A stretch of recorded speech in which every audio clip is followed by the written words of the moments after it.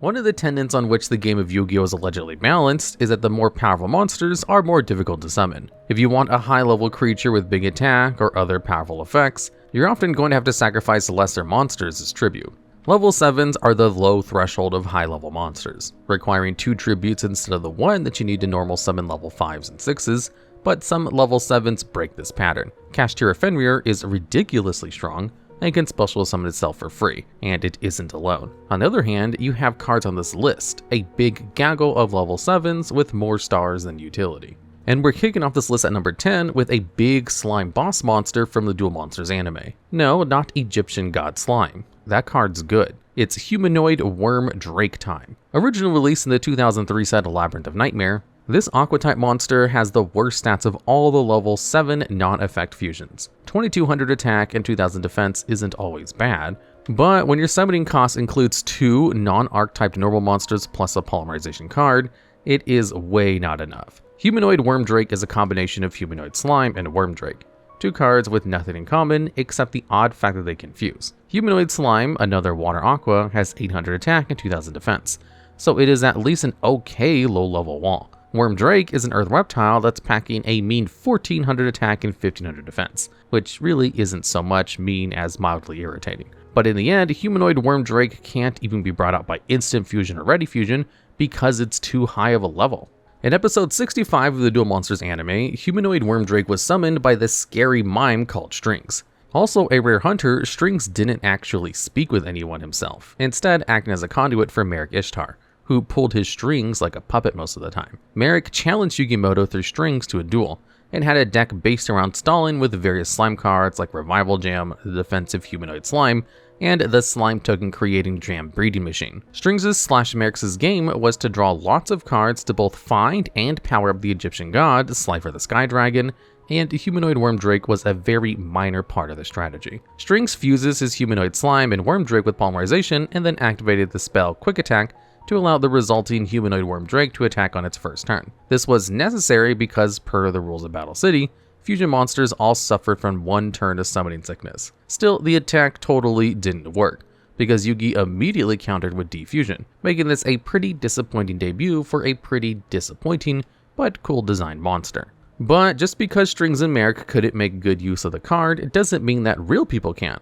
Like many bad cards, there's specific qualities that might cause them to escape notice can also give them niche functions within competitive strategies. Take Humanoid Worm Drake. It's not good, and most of its competitive placements are in decks that don't use their extra deck at all, which means it was used just to present the illusion of extra deck reliance and cloak the actual strategy. But that's not actually the case for all of Humanoid Worm Drake's appearances. In 2019 Oklahoma Regional, a mad lad duelist named Jackson Presk found an actual use for Humanoid Worm Drake. He was running a Phantasm Spiral deck that relied on cards like Pacifist the Phantasm City to keep his field stocked with Phantasm Spiral tokens, and defended with cards like Phantasm Spiral Battle and Phantasm Spiral Power. He also ran Sea Stealth Attack at 3 copies, which gave all of his high-level water monsters battle protection in the form of automatically destroying anything that engaged in battle with them. Fist of the Unrivaled Tenyi was the main tool that he used to break Humanoid Worm Drake out of the extra deck, and while he'd instead opt for raw power in the Blue Eyes Ultimate Dragon in some situations, his highly technical blend of water and non-effect support actually made Humanoid Worm Drake a potential optimal choice. And that's really why Humanoid Worm Drake is at number 10. Is it almost always a waste of an extra deck slot? Absolutely. But finding creative ways to make bad cards good is one of the exciting parts about Yu-Gi-Oh! And if having a brief competitive spotlight is the trade-off for being locked at the bottom of this list, well, that's a swap this alien slime monster would probably make. Chilling at spot number 9 is the Icy Light Fairy monster, White Knight Queen. She's got low for her level stats of 2100 attack and 800 defense, and released into the TCG as part of the 2012 set Order of Chaos, a bizarrely long 3 years and change after she became a card in the OCG. Maybe to make up for that mid 2100 attack, she does have the ability to target and destroy 1 set card each turn, which is nice. Unfortunately, she can't be special summoned, which is way worse. There's no getting around those 2 tribute requirements with revival cards or fairy support like Valhalla, Hall of the Fallen. If you want White Knight Queen, you're going to have to get her on the field without assistance from your other cards except as sacrifices, and she's just not worth the cost, even with a set card destruction effect. but both her design and rigid summoning requirements are symbolic of her appearance in episode 93 of the Yu-Gi-Oh! GX anime, when Alexis Rhodes used her in a duel against Jade and Yuki, who never actually managed to get her off the field.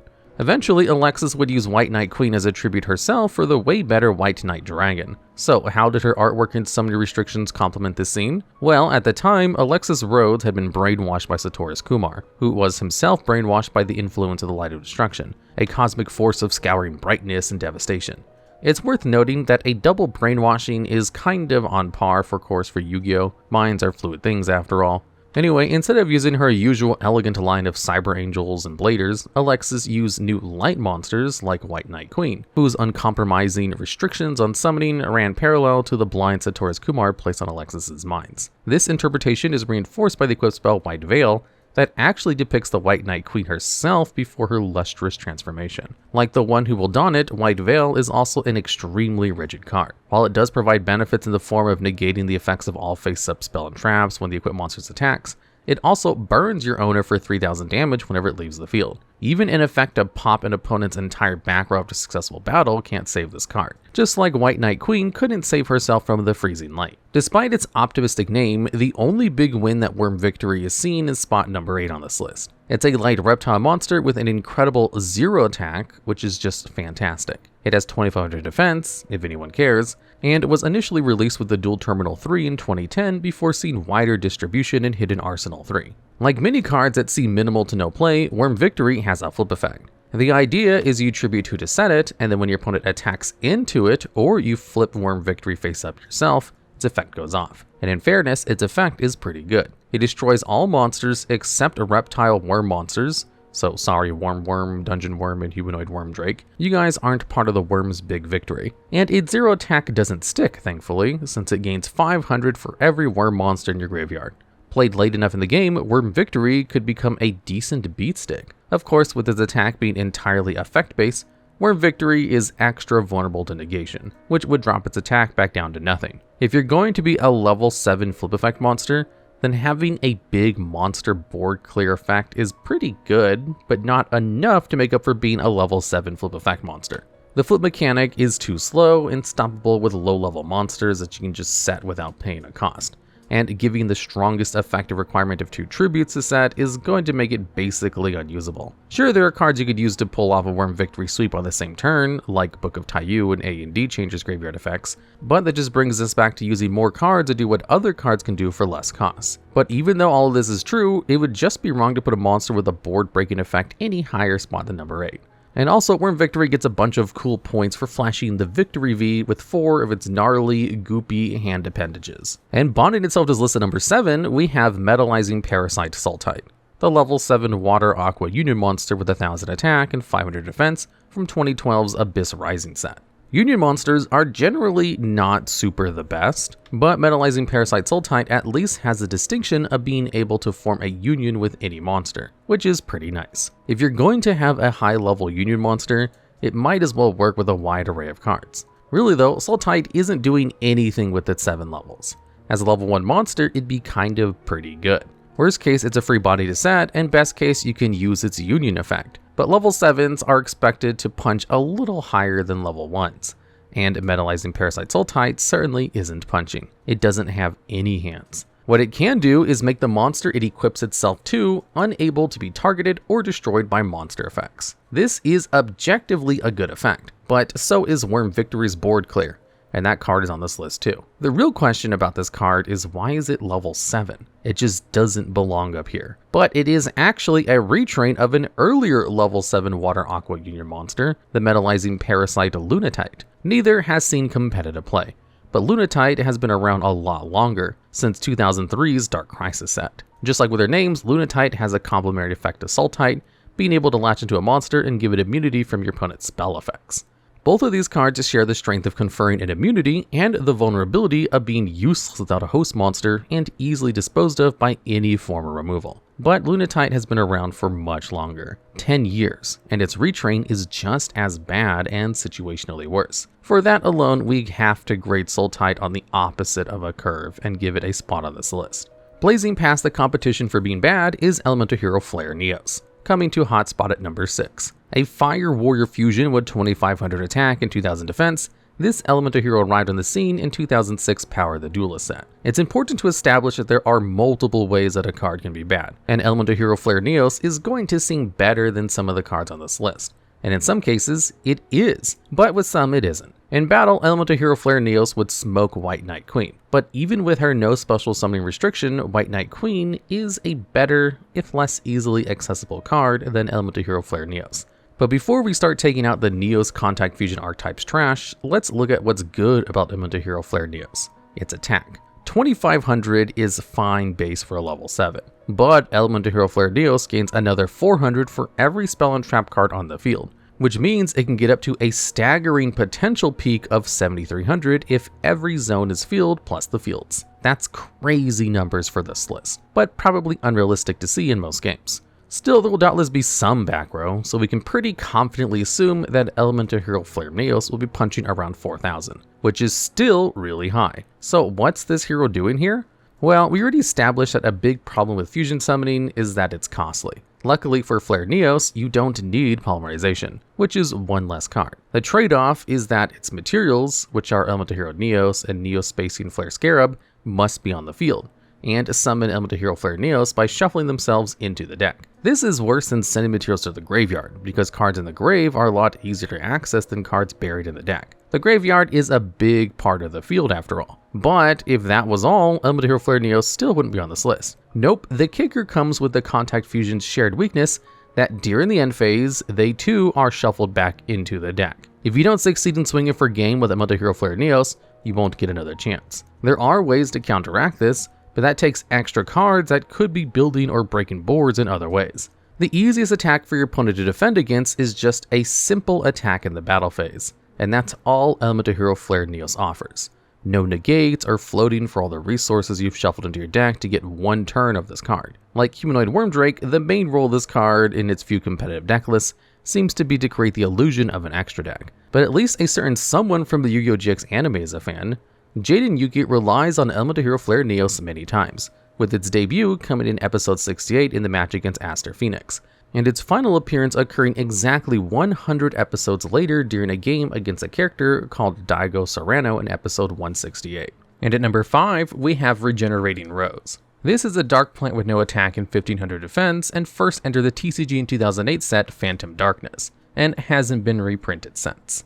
With no attack and 1500 defense, Regenerating Rose must have a pretty baller effect to make up for the stat line, right? No, very, very wrong. What Regenerating Rose does is have a floating effect to summon 2 Regenerating Rose tokens when it's destroyed. The tokens are both level 3 with 1200 attack and defense, and are kinda better than the monster that spawns them. But that's if they even spawn at all. Regenerating Rose's floating effect can only be activated when it's destroyed by battle and sent to the graveyard.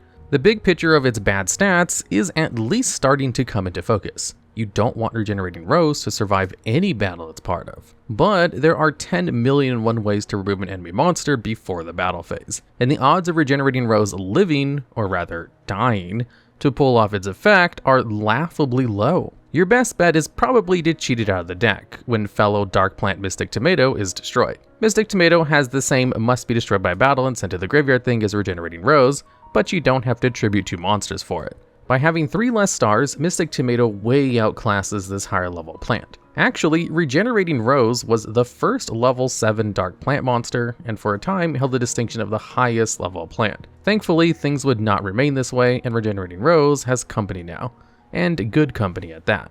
Regenerating Rose actually did have one notable appearance in the Yu-Gi-Oh! GX anime. During Yubel's duel against Jaden, her strategy revolved around sprouting a bunch of mostly low-level plants to use as tributes to summon herself.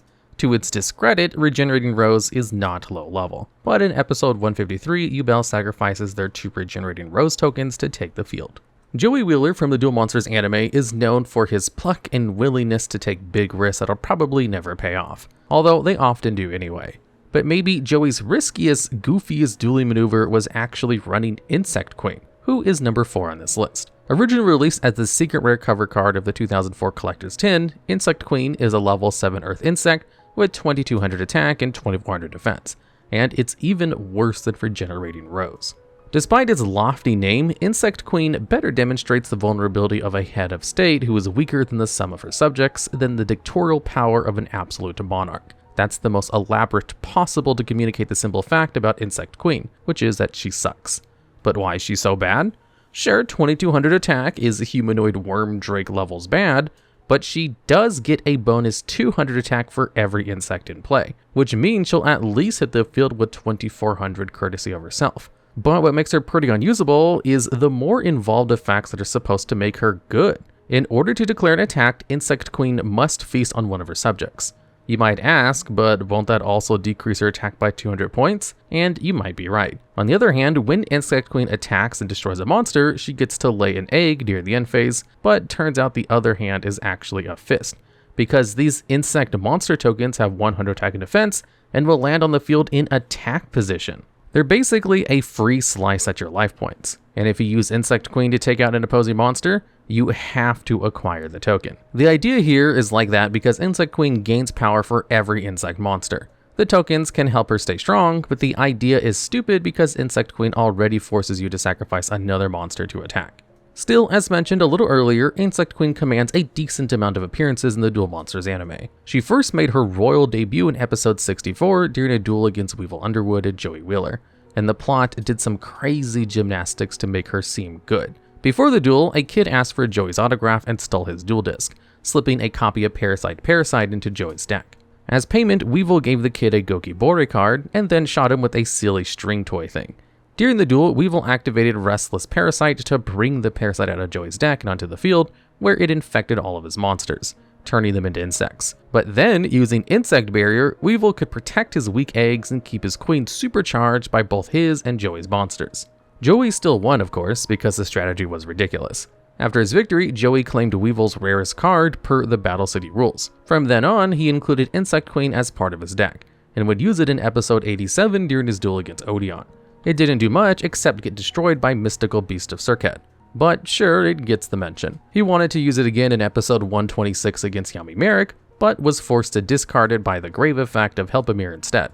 And Insect Queen wouldn't appear again until episode 161 during the Waking the Dragons arc. In this instance, Weevil and Rex Raptor joined forces with Darts, the ancient Atlantean sorcerer who wanted to feed the world's soul to the giant snake. With their decks considerably beefed by a visit to Darts' card stores, Weevil regained Insect Queen and used her against Yamayugi in their wild duel atop a runaway train. Like almost everyone else who ever relied on Insect Queen to catch a W, Weevil would lose. After the threat of the Silver Calculus was neutralized, Weevil used Insect Queen in one last duel in episode 189 during the Grand Championship arc. Miffed at being looked over for participation in the Kaiba Corp Grand Prix, Weevil and Rex kidnap and tie up the duelist Fortune Salam, locking him in a closet and stealing his mysterious robe, which they would use to hide the fact that they were really two tiny duelists on top of each other's shoulders instead of one actual competitor. Unbothered by this unsportsmanlike mix of cheating and actual crime, Siegfried von Schrödinger challenged both Weevil and Rex at the same time. Like many times before, Weevil played Insect Queen and lost. Rex too, but then he's pretty much never won a duel, so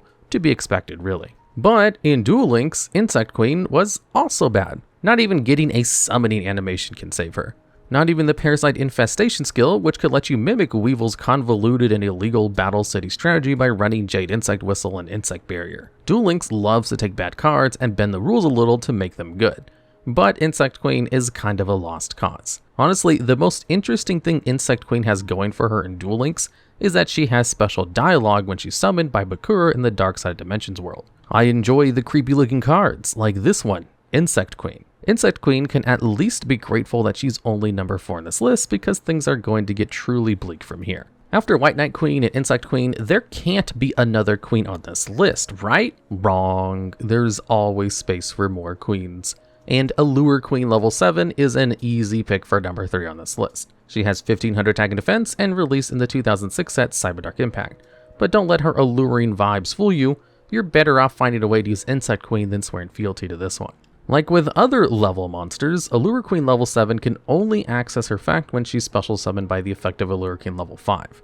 This is at least more flexible than some other level bosses like Silent Magician level 8 and Horus the Black Flame Dragon level 8, which can only be summoned by their lower level forms. But with only 1500 in both stats, burning 2 tributes to get Allure Queen level 7 in the field with no effect is laughably bad. When she does hit the field through the level mechanic, she can select an opponent's monster and equip it to herself. She can only do this once per turn with a maximum of 1 monster at a time.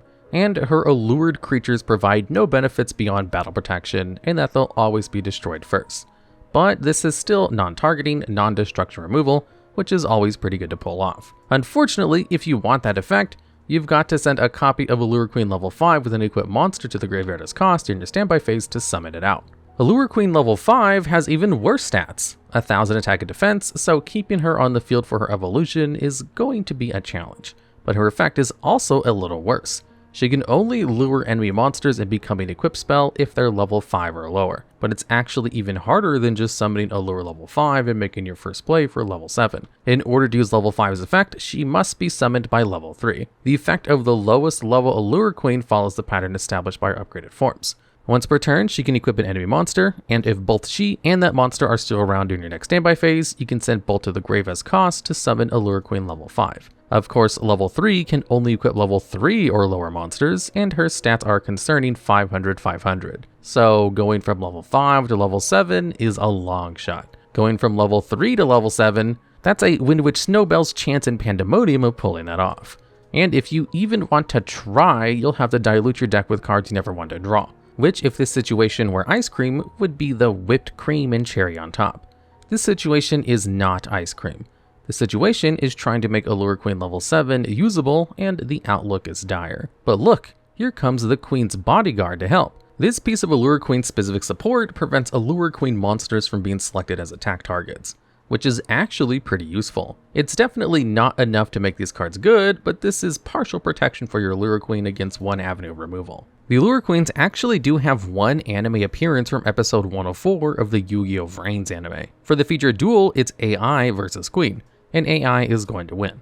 But before that can happen, Queen is going to play some currently unreleased Allure Queen support, the field spell Allure Palace, and the Link 3 monster Golden Allure Queen. The way Allure Palace works is kind of interesting too. When you summon an Allure Queen monster, you can summon a monster with the same name and level from your deck to your opponent's field, which will always make sure you have a target for their effect. Also, Allure Palace makes their level up effects able to be activated during the main phase, meaning you can effectively climb from level 3 to level 7 without any difficulty as long as you're not interrupted. Golden Allure Queen gets an attack point boost from Allure Queen she points to, and when your queens are targeted by an effect or attack, can protect them and pop an opponent's monster. She needs Allure Palace on the field to activate this effect, but these cards go a long way to giving a small archetype that's virtually unplayable some working gas. Maybe they can be good in dueling someday. The number 2 pick for this list is Wall Shadow, a card that's been making duelists say, what are we really supposed to do with this, since way back in 2002 when its debut set was called Magic Ruler instead of Spell Ruler. With 1600 attack and 3000 defense, and some of the silliest summon conditions in Yu-Gi-Oh!, Wall Shadow rules no spell or magic, even if it does come close to topping this list. The card Wall Shadow has no activated effect. Instead, it just has summoning conditions. It can't be normal summoned or set, and can only be special summoned by the effect of Magical Labyrinth, an equipped spell which only works with Labyrinth Wall, a level 5 normal monster with no attack and 3000 defense. As if Wall Shadow needed the extra limitations, drawing it into your hand is kind of like drawing 2 dead cards, since Magical Labyrinth can only summon Wall Shadow from the deck. And if this wasn't enough, doing all of this for 1600 attack effectless monster, when Whiptail Crow, Guardian of the Throne Room, and Firekraken all released in the same set as Wall Shadow, is just silly behavior. Even Shadow Ghoul, the monster pictured in the card art of Wall Shadow, was released one set earlier in Metal Raiders, and far outclasses this card, which is supposed to be its evolution. It has 1600 attack too, but gains 100 for each monster in your graveyard. Wall Shadow can't do that. Wall Shadow can't do anything except a wall, which is already accomplished by Labyrinth Wall, which is just one of its required cards for summoning. This card isn't just bad, it's bad. But in the Duel Monsters anime, both Wall Shadow and Labyrinth Wall were way better. Labyrinth Wall isn't even bad, but in the anime it could do way more than Wall for 3000. In episode 19, during the tag duel where Yugi and Joey square off against Para and Dox, Labyrinth Wall had the power to totally rearrange the field, turning the game from simple duel monsters into a dungeon crawling game, where monsters would have to advance through the maze to find the enemy monsters. The equipped spell Magical Labyrinth could change the shape of the arena, separating grouped monsters and opening up new maze ways of attacks, which is way cooler than its TCG counterpart, which is just an equipped spell that does nothing except call Wall Shadow out of the deck. Instead of being summoned with Magical Labyrinth, the anime version of Wall Shadow was a fusion monster created by offering up Labyrinth Wall and Shadow Ghoul through the process of polymerization. With Shadow Ghoul now emerged into the walls of the maze, it could bypass the location mechanic of the dungeon, striking out at its prey at any spot in the maze at any point in time. The 2003 set Maze of Memories aimed to take the cards used by Para and Dox and reimagine them as something closer to their appearances in the anime. Wall Shadow's retrain went through some intense changes, and instead of re-becoming a fusion monster, its retrain was a field spell. Labyrinth Wall Shadow's effect is reminiscent of the duel between Yugi and Joey in Para and Dox, in that it prevents monsters from attacking the turn they're summoned, which can be understood as those monsters needing time to go through the maze. This restriction doesn't apply to monsters of level 5 and up, which reflects how during the anime duel, since monsters were able to advance through the maze at a number of spaces equal to the level, higher level monsters were able to find action faster. Labyrinth Wall Shadow also comes with the effect to place a copy of Sangha of the Thunder, Suijin, and Kazujin into your spell trap card zone once per turn, which supports the new Gate Guardian boss monster. Finally, Labyrinth Wall Shadow can mimic the anime attack of Wall Shadow by targeting and destroying one of your opponent's monsters with 1600 less attack at the start of their battle phase. As cool as its retrain is, the original Wall Shadow remains a very bad level 7 monster, but at least it got a retrain, which is more than can be said for the number 1 card on this list. Rising from the underworld of Yu-Gi-Oh cards that will never see competitive use to claim the number 1 spot on this list of awful level 7s is Fushioh Richie. This dark zombie has the honestly incredible stat line for this list of 2600 attack and 2900 defense, but that doesn't stop it from demonstrating the very bottom of what Yu-Gi-Oh has to offer. Originally released in the 2003 set Pharaonic Guardian, Fushioh Richie recently celebrated its 20th anniversary of being terrible, and things are not looking up. They're not even looking level. For Fushioh Richie, things are looking very down, which means we're going to break ground on just how useless a card can be. Something interesting about Fushioh Richie is that all of its badness really comes down to its summon condition.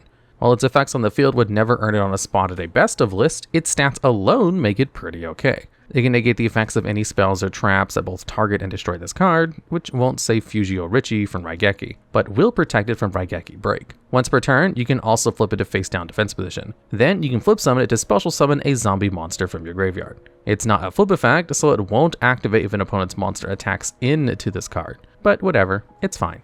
And for the number 1 spot on this list of bad cards, that's a point of contention. So let's look at the summoning conditions that make this card so bad. To access Fushioh Richie, you'll first need Great Dizard, a level 6 dark spellcaster with 1900 attack and 2300 defense. It has 2 effects that are activated sequentially when Great Dizard destroys an opponent's monster by battle. After the first monster, Great Dizard will become immune to trap effects. After destroying a second monster, you're able to tribute Great Dizard during your main phase to summon Fushioh Richie from your deck. That you have to wait for your main phase is honestly an extra downside to a card that doesn't really need any. You can't even attack with Great Dizard, and then keep swinging with Fushioh Richie. You've got to end the battle phase first, which means you'll need 3 separate battle phases to attack with Fushioh Richie without resorting to extra card shenanigans. That's a long time. That's a longer and harder ass than growing your Allure Queen. Sure, trap immunity is great, but since it doesn't kick in until Great Dizard has destroyed a monster, it doesn't really help protect you from battle traps like Mirror Force, or cards that activate on summon like Trap Hole. Great Dizard doesn't even have the decency to also be a zombie, which makes him more difficult to fit into a dedicated zombie deck. But at least you can easily get Great Dizard onto the field.